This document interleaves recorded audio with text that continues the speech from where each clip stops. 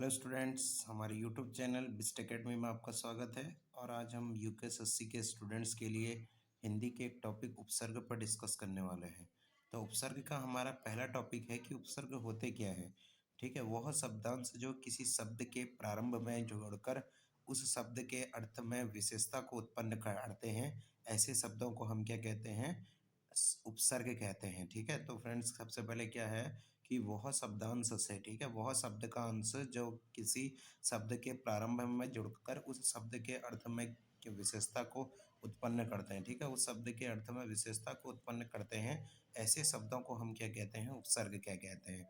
अब चलिए, उपसर्ग संस्कृत में कितने उपसर्ग होते हैं, हिंदी में कितने उपसर्ग होते हैं और उर्दू भाषा में कितने कितने उपसर्ग हैं, थोड़ा इनको जानते हैं। वैसे हम पे जो डेफिनेशन हुई, यानी मूल जो हम पे इस डेफिनेशन से हमें जो निष्कर्ष निकला, वो निष्कर्ष यह निष्कर्ष होता है कि वाक्य के प्रारंभ में जुड़ने वाले शब्दों को क्या कहते हैं, शब्द के अंश को क्या कहते हैं, उपसर्ग कहते हैं। ठीक है, आइए जानते हैं कि कितने कितने प्रकार के होते हैं।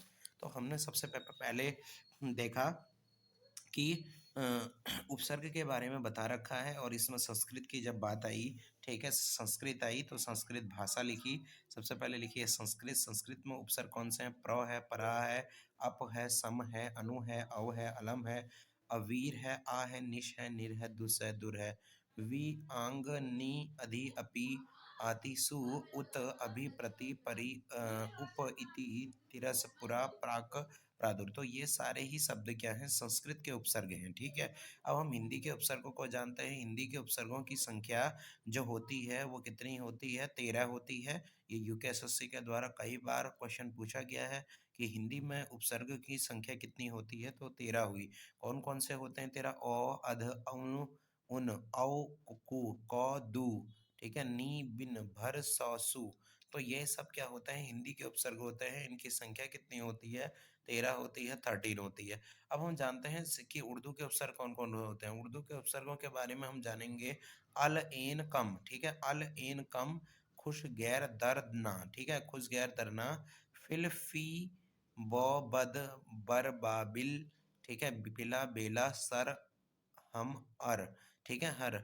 तो ये सारे क्या हैं, उर्दू के उपसर्ग हैं। इससे ऊपर की जो लाइन है, इसमें हिंदी के उपसर्ग दिए हुए हैं, और ये संस्कृत हैं, ये संस्कृत के उपसर्ग हैं।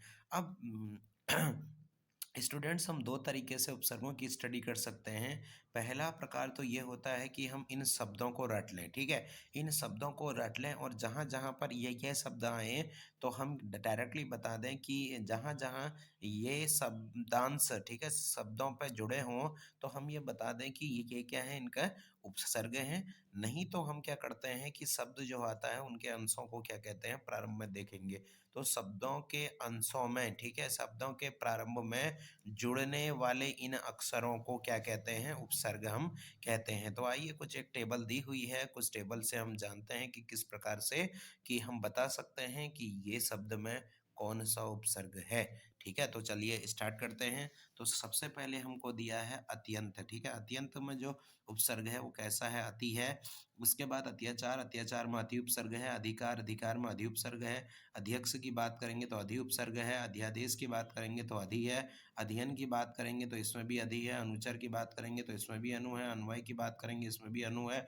अपयश की बात करेंगे इसमें भी अप है। अपव्यय की बात करेंगे इसमें भी अप है। अभिमुख की बात करेंगे इसमें भी क्या है, अभि है। क्योंकि अभिमुख का मतलब क्या हुआ, अभी धन मुख, ठीक है, अभिमुख हो गया। अभ्यास, अभिधन, आभास, ठीक है, अभ्यास करके ये हो गया। अभिसार, अभिधन, आसार, ठीक है, अवसान, अवधन, आसान, ठीक है, अवकाश, अवधन, काश, ठीक है। तो ये सारे क्या होते हैं, उपसर्ग होते हैं। वाक्यों के प्रारंभों में जुड़ने वाले शब्दों को ही हम क्या कहते हैं, उपसर्ग क्या कहते हैं। अब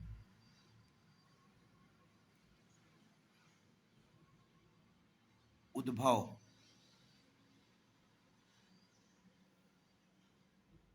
उद्भव, उद्भव में जो उपसर्ग है वो कैसा है, उत है।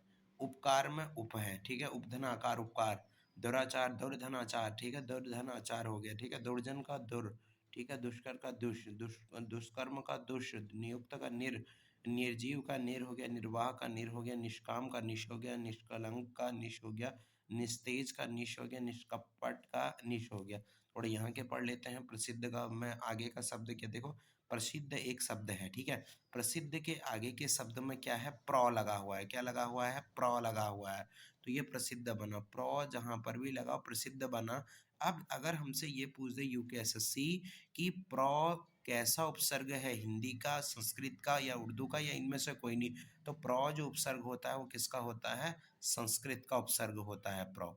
उसके बाद प्रस्ताव, प्रस्ताव में भी प्र आया, तो प्र भी उपसर्ग किसका हुआ, संस्कृत का ही हुआ। प्रत्यक्ष की बात करेंगे तो प्रत्यक्ष में प्रति आता है, प्रति भी किसका हुआ, संस्कृत का हुआ, ठीक है। विशिष्ट की बात आती है तो वी आया, वी भी किसका हुआ, संस्कृत का हुआ। तो ये सारे ही शब्द क्या होते हैं, संस्कृत के उपसर्ग होते हैं, ठीक है। अब हम थोड़ा सा आगे बढ़ते हैं, लेकिन इसमें हाँ थोड़ा हम आगे बढ़ते हैं। अब हम कुछ क्वेश्चनों की ओर को बढ़ रहे हैं एक्सरसाइज के, ठीक है। अब देखिए सबसे पहले क्वेश्चनों पे हम आते हैं। क्वेश्चनों में कह रहा है कि निश्वास, ठीक है, निश्वास एक शब्द है, निश्वास में कौन सा उपसर्ग है, ठीक है। उपसर्ग क्या होते हैं, वाक्यों के प्रारंभ में जुड़ने वाले शब्दों शब्दांशों को क्या कहते हैं, उपसर्ग कहते हैं। निश्वास, निश्वास में कौन सा है, निश है, कौन सा है, निश है। निस्तेज में उपसर्ग बताइए, निस्तेज में कौन सा उपसर्ग है, निस है। निस्तेज में उपसर्ग कौन सा होता है, निस होता है। निरुपाय में कौन सा उपसर्ग होता है, निधो नियर होता है। निर्यात में उपसर्ग कौन सा होता है, नीर होता है।